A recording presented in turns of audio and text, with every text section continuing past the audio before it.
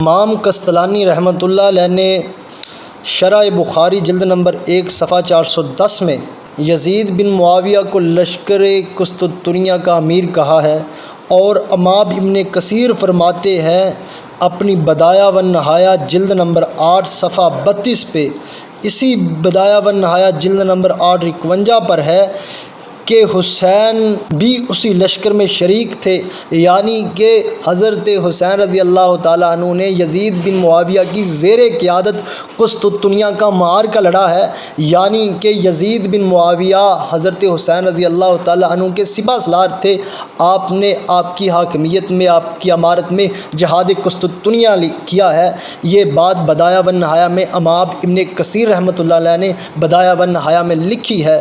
آپ کو حوالہ دے چکا ہوں، یہ حوالہ غلط ہو تو میں اس کا ذمہ دار ہوں۔ مزید اگر کسی چیز کی تحقیق کرنی ہو تو ہم آپ کے ساتھ ہیں، انشاءاللہ آپ کو ہر طرح کا جواب دیں گے۔